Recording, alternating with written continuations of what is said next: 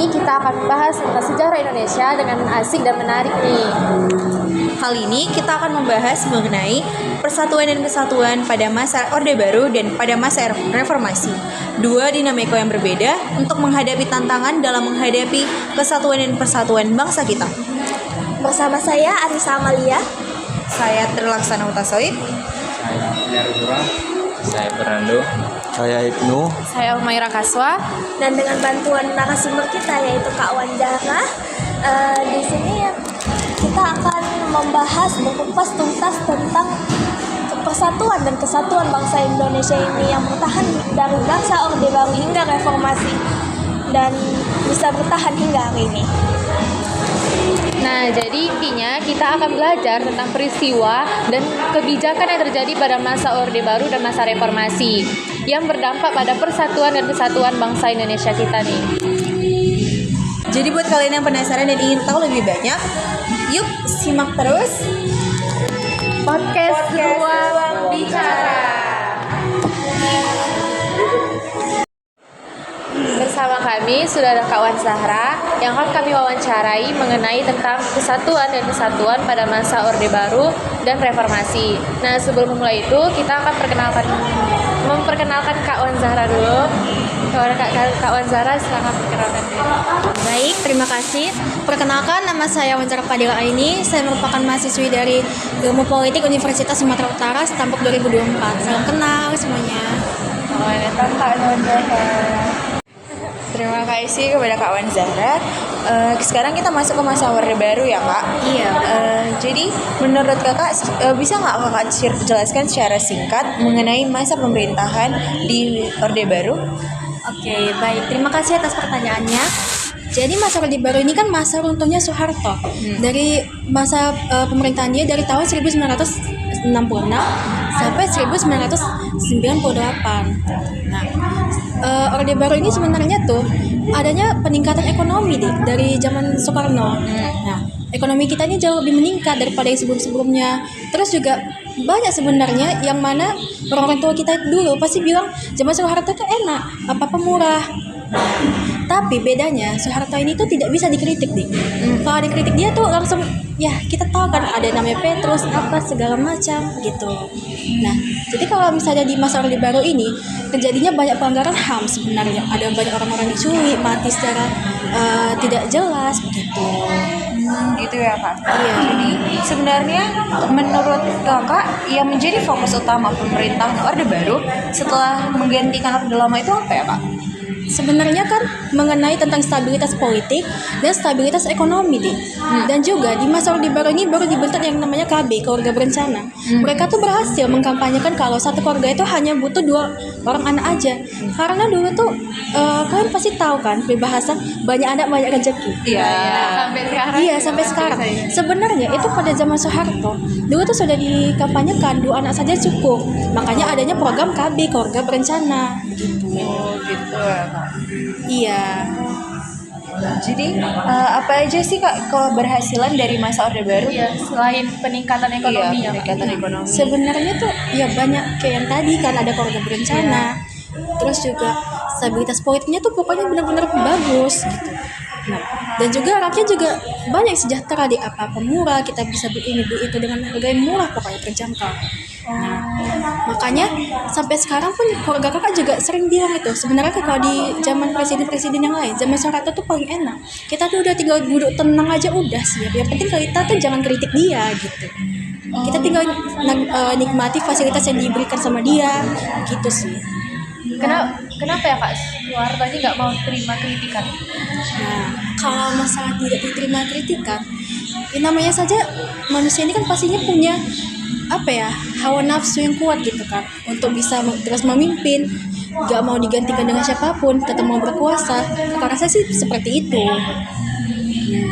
Tapi kan katanya masa Soeharto paling enak. Padahal di situ disebut Kakak bilang tadi banyaknya pelanggaran HAM. Itu Iya. kan berarti nggak seenak itu dibandingkan yang sekarang. Yang sekarang kan udah lebih enak ya walaupun sebenarnya serba mahal gitu. Iya. Nah, itu tadi deh. Sebenarnya kalau di zaman Soeharto demokrasi itu hanya sekedar kata-kata doang. Kalau kita bisa tahu kan demokrasi Indonesia tuh negara demokrasi. Sementara dia tuh benar-benar nggak mau digantikan deh sama sekali. Nah, dia tuh dengan cara apa ya, kayak memujuk rakyat, ini loh di zamanku enak loh gitu, tapi nggak ada pokoknya yang boleh ngekritik dia sama sekali gitu. Gitu ya Kak. Jadi Iya. berarti itu adalah salah satu kelemahan utama dari sistem Orde Baru ya Kak. Iya benar, itu tapi- kelemahannya. Boleh nggak Kakak sebutin yang pada bidang ekonomi, politik, dan hukum? Kalau di bidang ekonomi deh, kita tuh pada zaman Soeharto kita terlalu bergantung kepada hutang-hutang di luar negeri. Nah, itu yang bikin ekonomi kita sebenarnya masih sedikit tergantung lah sama hutang-hutang di luar negeri sana. Kalau di dalam politik, kayak yang kakak bilang tadi, keterbatasan bicara itu benar-benar dibatasi sama dia. Orang lain nggak boleh mengkritisi dia, partai-partai lain nggak boleh dikritisi sama dia, begitu. Kalau di bidang hukum terjadinya pelanggaran HAM yang sangat banyak, gitu. Serta demokrasi itu benar-benar nggak ada sih di dalam zaman Pak Soeharto.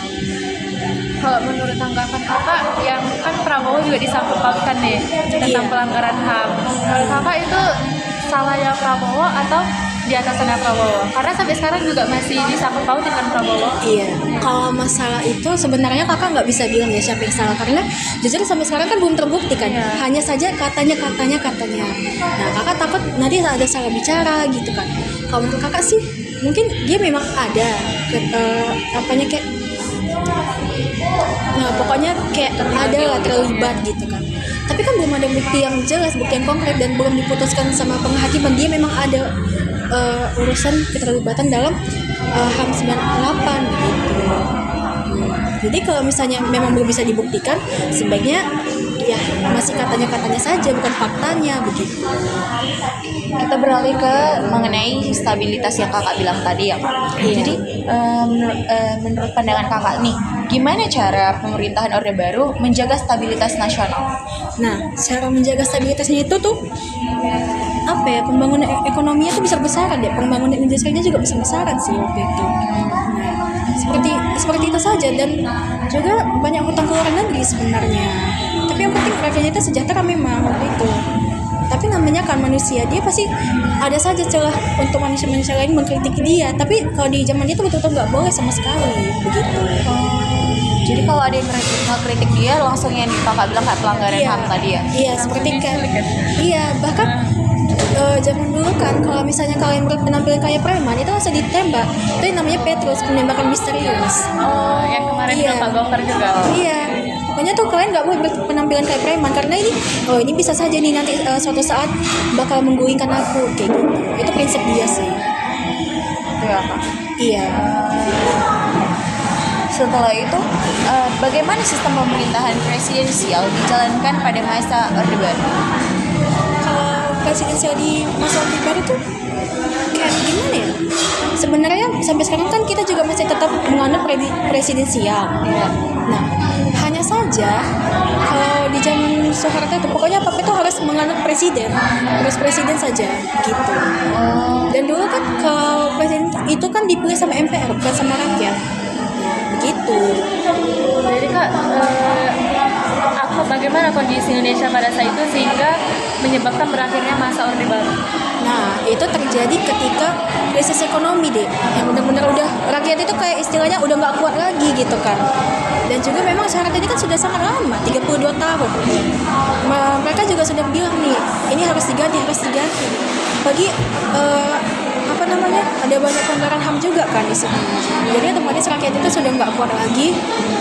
Dan juga jenderal-jenderal yang di dekat Soeharto itu sudah bilang, sudah lah Pak, mundur saja Pak, seperti itu. Dan akhirnya beliau pun bisa turun begitu. Jadi kan gini Kak, kemarin kami sempat ada diskusi gitu sama Pak Gofar gitu kan. Di situ ada Pak Gofar menyebutkan macan Asia ya, bahwa Pak Soeharto hampir jadi macan Asia. Itu maksudnya gimana Pak? Kalau macan Asia ya gimana ya bahasanya? Ya memang kurang lebih dia tuh ditakuti sih waktu itu.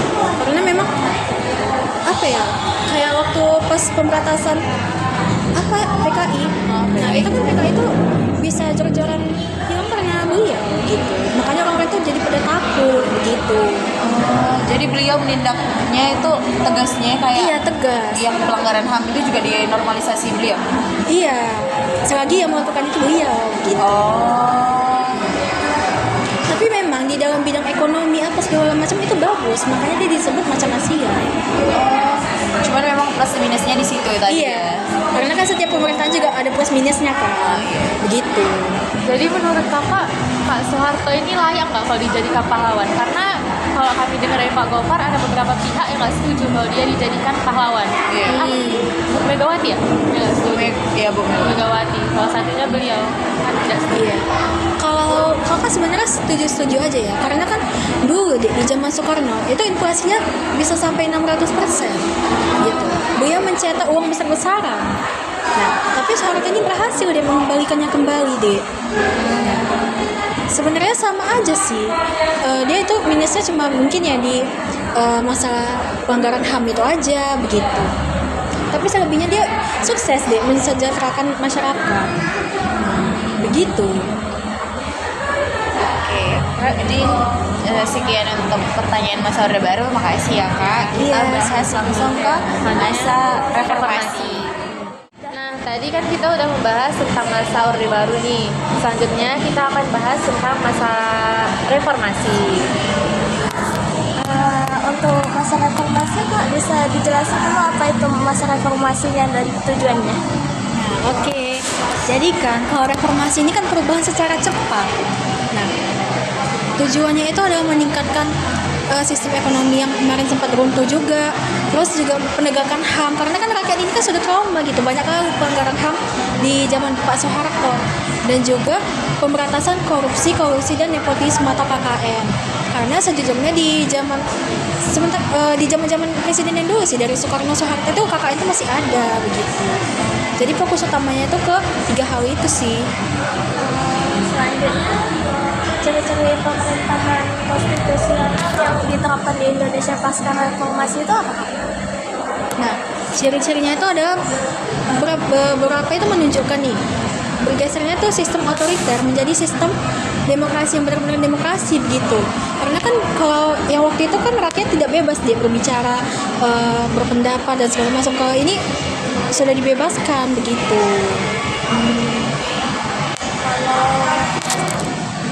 Perubahan Undang-Undang Dasar 1945 mengaruhi peran dan hubungan antara presiden dan DPR nggak itu Pak? Nah, ini sangat berpengaruh deh. Karena sebelum amandemen itu kan presiden itu kan dipilih sama MPR. Semenjak amandemen, presiden dipilih sama rakyat. Nah, udah gitu sebelum amandemen nggak ada tuh perbatasan kekuasaan di zaman presiden, makanya Soeharto itu bisa menjabat sampai 32 tahun. Tapi setelah amandemen ini benar-benar cuma sampai 10 tahun aja maksimal dan cuma 2 periode doang begitu. Berarti sejak masa reformasi lah sampai sekarang ada yang namanya presiden hanya boleh menjabat selama 2 periode maksimal. Iya, benar. Jadi Kak, bagaimana perbedaan peran presiden sebelum dan sesudah amandemen Undang-Undang Dasar tahun 1945 pada masa reformasi? Mohon dijelaskan Kak. Baik, terima kasih. Jadi sebelum masa reformasi itu presiden itu kayak istilahnya tuh kiblatnya gitu. Kekuasaan presiden itu benar-benar besar. Presiden ini bisa aja dia membubarkan DPR begitu. Pokoknya kekuasaan itu benar-benar besar gitu. Nah, setelah reformasi mereka tuh presiden itu tuh masih diawasi dan dibatasi kekuasaannya, dan presiden nggak bisa membubarkan DPR. Makanya dulu DPR ini kayak istilah kasarnya itu nggak ada gunanya begitu, jadi bisa dibubarkan aja sama presiden seperti itu. Jadi kan tadi kakak bilang kalau presiden itu diawasi kan Kak.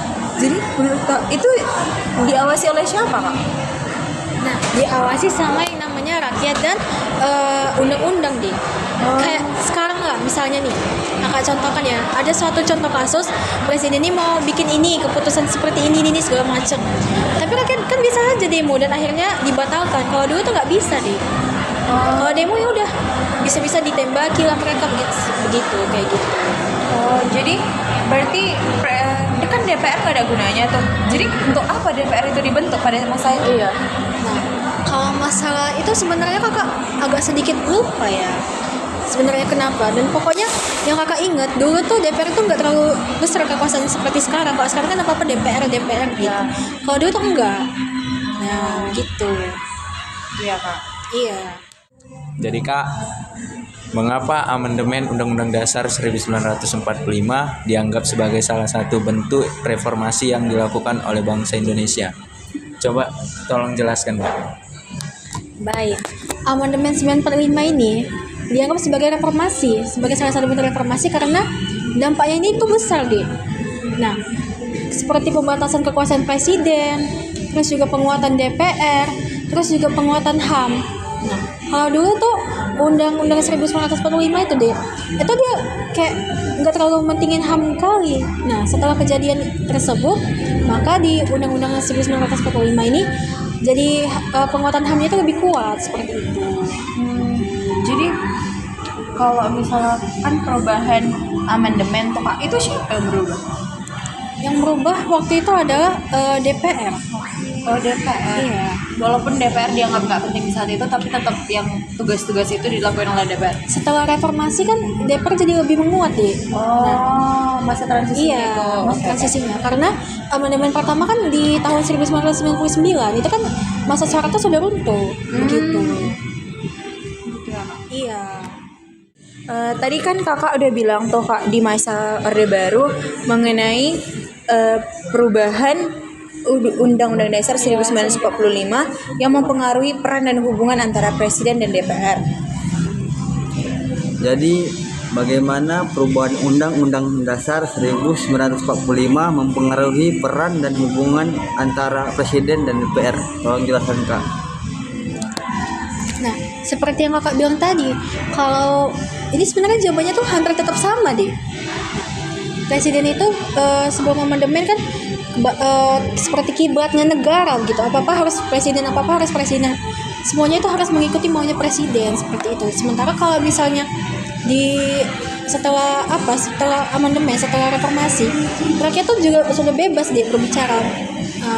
Makanya dulunya kita otoriter, sekarang udah benar-benar menjadi demokrasi begitu. Kalau yang masalah DPR, ya DPR sekarang kerjanya tuh sudah lebih kuat deh. Kalau dulu kan hampir gak ada ngapa-ngapain gitu, dan bisa saja suatu saat dibubarkan tuh sama presiden. Tapi sekarang sudah enggak gitu. DPR itu benar-benar ketat begitu. Nah, jadi sebelum mengakhiri podcast kali ini, aku mau nanya dulu pendapat kakak sebagai mahasiswa ilmu politik. Bagaimana sih kak politik saat ini jika dibandingkan dengan politik yang dulu pada masa Orde Baru maupun reformasi? Oke, baik. Jadi kalau misalnya politik zaman sekarang, sebenarnya kalau kakak bilang ya lebih enak sih. Kayak ini ya, kalian pasti ngeliat banyak meme tentang Jokowi kan? Iya. Nah, kalian gak ada ditembak-tembaki kan karena mandan tertawa kan, meme-nya Jokowi kan. Nah, seperti itu. Jadi rakyat itu sebenarnya lebih bebas sih deh, begitu. Tapi memang kadang kalau misalnya keterlaluan bisa saja sih dituntut gitu. Kalau yang dulu tuh sama sekali nggak boleh deh, sama sekali nggak boleh pokoknya. Kita nggak boleh mengkritisi beliau begitu.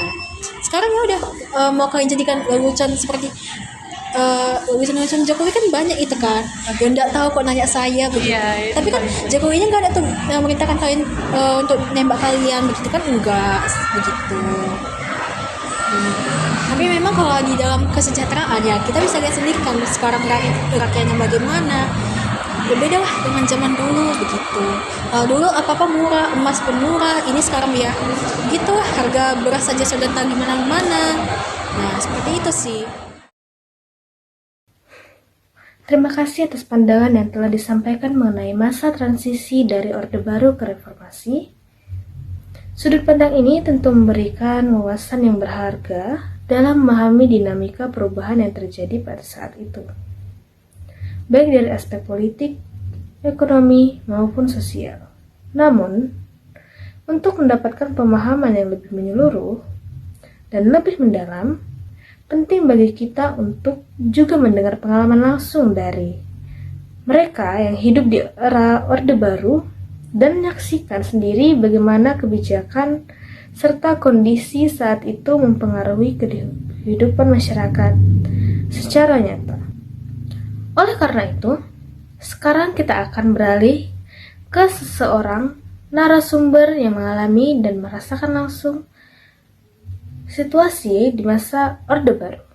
Dengan pengalaman yang dimiliki, tentunya ada banyak hal yang bisa dibagikan kepada kita semua. Mulai dari bagaimana sistem pemerintahan berjalan, kondisi sosial yang berkembang, sehingga dampak kebijakan-kebijakan yang diterapkan saat itu terhadap kehidupan sehari-hari. Saya Anissa Amalia Lubis. Di sini saya sudah bersama dengan narasumber kita yang lain yang akan membantu kita untuk membuktikan apa yang terjadi di masa Orde Baru dan masa reformasi yang sudah dibicarakan di podcast Ruang Bicara kita tadi. Dengan narasumber kita yaitu Aksan Mahmud Lubis. Bapak ini sudah merasakan apa yang terjadi di masa Orde Baru dan masa reformasi. Nah, bisa sebutkan tanggal lahir Bapak? Tanggal 27 Juli tahun 1978. Ya, Bapak ini sudah merasakan masa Orde Baru dan masa reformasi sejak yang lama, berarti Bapak juga merasakan turunnya Soeharto ya Pak? Iya, Soeharto. Jadi saya ingin menanyakan beberapa hal ini Pak. Yang pertama itu, kalau di masa Soeharto itu katanya, misalnya nih ada orang yang mengkritik sedikit saja dengan beliau itu, dengan menyebut nama beliau jelek gitu, ataupun hanya dibuat bercanda, itu pasti ada penculikan atau penembakan dan semacamnya. Apakah itu benar Pak? Kalau menurut pengalaman saya di masa Soeharto itu mungkin dia otoriter ke militerannya, tapi saya tidak mengalami masa penculikan atau apa. Cuman dia di masa Soeharto itu dari atas sampai bawah satu jalur pimpinan, jadi selalu duit tunggal istilahnya untuk semua ABRI satu komando dari presiden sampai ke tentara biasa ataupun kepolisian biasanya. Jadi otoritasnya nampak sekali pas masa Orde Baru. Saat di masa Soeharto juga katanya ekonomi itu biaya harga jual beli itu sangat murah, dan banyak yang bilang wah enak sekali di zaman Soeharto ini karena semuanya serba murah gitu Pak. Jadi apakah itu benar Pak? Masa pemerintahan Soeharto itu dijalankan dia bertahap. Waktu itu kami sebut dia replita, rencana pembangunan 5 tahun. Jadi tiap 5 tahun itu selalu diupayakan untuk swasembada pangan. Jadi dengan swasembada pangan itu kebutuhan masyarakat terpenuhi, dan selalu di masa Soeharto itu tiap bulan itu ada istilahnya rapat kabinet yang membahas tentang harga pokok. Jadi sedetil-detilnya harga pokok itu selalu dibicarakan dan dilihat melalui dulu TVRI. Jadi kita bisa mantau, masyarakat bisa mantau harga cabai pun juga dibicarakan di kementerian pas masa Soeharto. Jadi semua bisa dipantau dari pusat sampai ke harga pasaran yang terkecil, eceran gitu. Nah selanjutnya saya ingin menanyakan kepada Bapak pendapat pribadi Bapak ini. Bapak kan sudah mengalami masa Orde Baru itu, dan Bapak bisa menjelaskan detail kalau apa yang Bapak sukai dan tidak sukai di pemerintahan Soeharto. Bisa dijelaskan secara detail keunggulannya dan kekurangannya. Oke. Kalau di masa Soeharto itu politik tidak berkembang. Jadi semua orang itu tidak bisa mengungkapkan istilahnya politiknya masing-masing. Jadi dari masa sekolah sampai masa pekerjaan selalu kita itu ditatar oleh P4. P4 itu disisipkan oleh ideologi-ideologi tentang apa istilahnya kesuhartoan. Jadi di situ kelemahannya. Tapi kalau di segi ekonomi pangan kita swasembada. Jadi tidak ada kita istilahnya itu impor beras dari manapun. Kita selalu ekspor, udah bisa. Jadi masyarakat dari masyarakat kecil sampai yang atas untuk kebutuhan pokoknya terpenuhin. Dan itu untuk sekolah programnya itu Soeharto itu ada 9 tahun dulu. Jadi dari SD sampai ya SMA itu mesti wajib belajar. Sekarang itu kurang diapain karena dulu semua biaya digratiskan ya, banyak sekolah SD impres apa dibuat untuk menanggulangin pendidikan di sekolah dasar. Nah, itu. Jadi kalau sukanya itu ya kita istilahnya terpenuhin ekonominya untuk pembeliannya swasembadanya. Terus kalau untuk jeleknya politiknya itu kita nggak berkembang. Kita politiknya ya tetap menjunjung Soeharto, jadinya tidak bisa berbicara dengan bebas, itu aja kelemahannya. Jadi itu adalah kesimpulan dari Bapak Arsyad Muhammad Lubis yang telah merasakan masa Orde Baru hingga masa reformasi.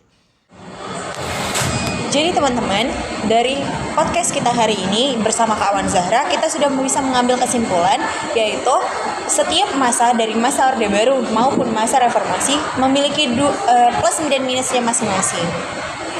Semoga teman-teman bisa lebih paham mengenai perbincangan kali ini, yaitu tentang persatuan pada masa Orde Baru dan Reformasi. Dan semoga teman-teman bisa lebih mengerti seperti apa kejadian pada masa Orde Baru dan masa Reformasi pada saat itu. Terima kasih kembali untuk narasumber kita yaitu Kak Wan Zahra. Di tengah kesibukan kakak tetap menyempatkan diri bersama kami. Terima kasih lagi Kak. Mohon maaf apabila terjadi kesalahan dalam tutur kata kami maupun dalam perbuatan kami selama podcast ini. Dan juga mohon maaf apabila ada beberapa informasi yang sudah kami ucapkan di dalam video terlihat kurang valid. Sebelum kita mengakhiri podcast ini, kita akhiri dengan pantun dulu ya teman-teman. Ikan lele. Sampai jumpa lagi, Le. Sampai jumpa di podcast Ruang Bicara selanjutnya. Bye-bye.